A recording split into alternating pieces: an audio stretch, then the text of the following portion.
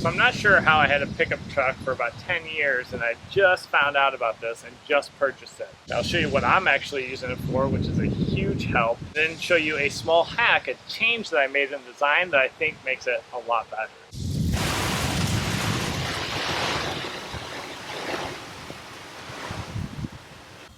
Now for the assembly, the only thing it did different was that 6-inch eye bolt. So it's a 3/8 of an inch eye bolt, 6 inches long.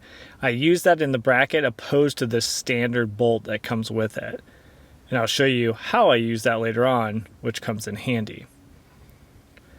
So for the brackets, what you'll do is you're just going to install them in this orientation on the tube. Now if there's a little burr like I have on the end of the tube, you might have to use a hammer and just work your bracket on that pipe.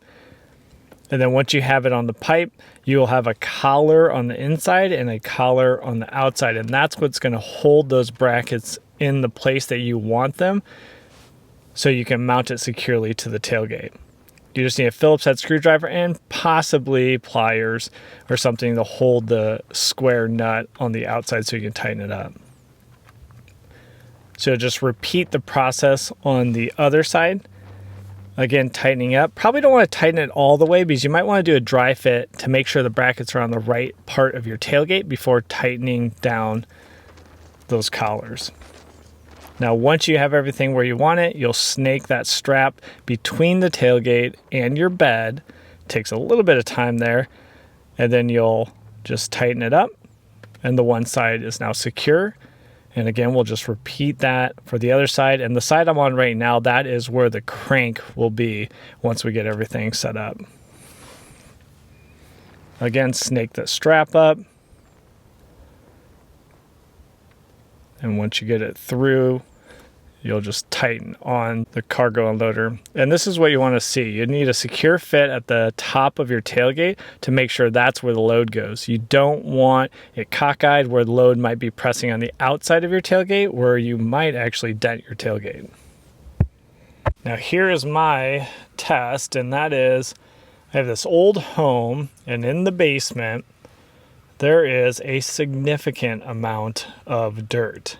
And this is built up probably literally over decades from water coming in and the sediment settling out and just filling up the basement. So I'm just going to fill up these 5-gallon buckets here. Each one of these buckets, because this is wet sand/soil, so each one of the buckets weighs probably 50 to 55 pounds. And I'll take those out, and then that's what I'm going to actually load up into the bed, and that is the thing I needed help to get out of the bed, and thus that's where the cargo loader comes in. Now, since I won't be filling up the bed completely in terms of volume, I'll place the material kind of in the center of the bed so it's not really spilling out all the way to the sides. And because I'm doing that, when I actually take the material out with the cargo unloader, hopefully I don't have a lot of material left behind by the wheel wells.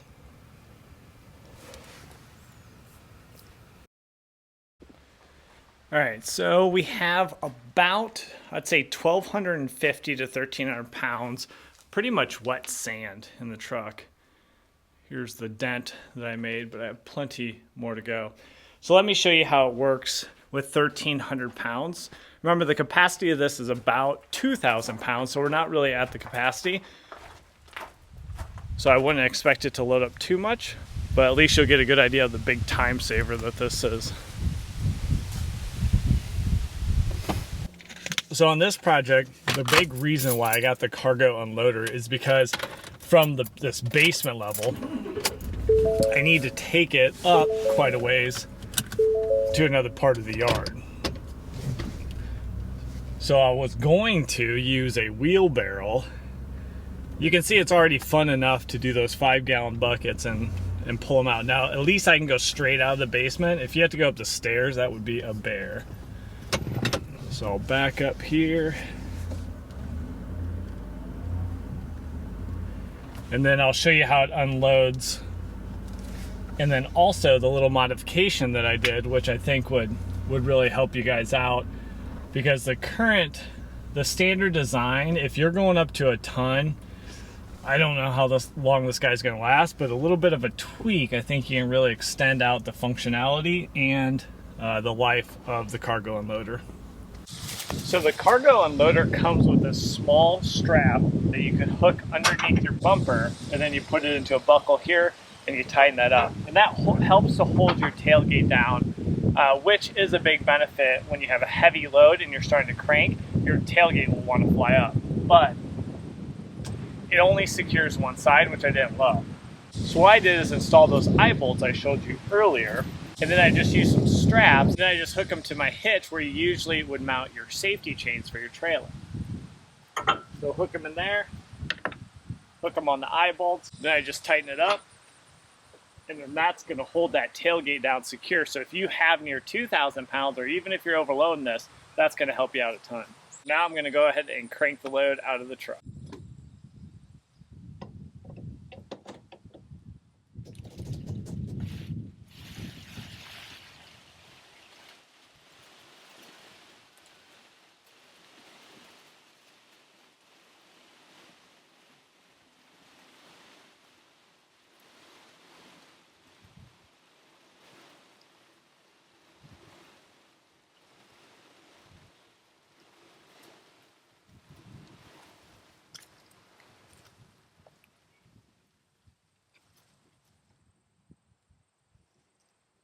So as you guys saw, this is a massive help for projects like the one I'm doing right now, where you need to move quite a bit of dirt, or really ideal for landscaping projects. When you want to go get a truckload or a yard or yard and a half of bulk mulch opposed to buying the bags, you can save yourself money, save yourself time, and with this, it makes it a lot more practical because it's really easy to get that out of the bed of your truck. I do recommend doing a quick Google search before you haul something.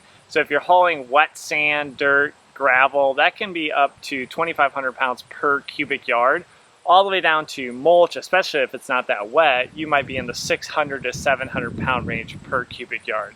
So it's good to know so you don't overload the cargo unloader, but also so you don't overload your truck.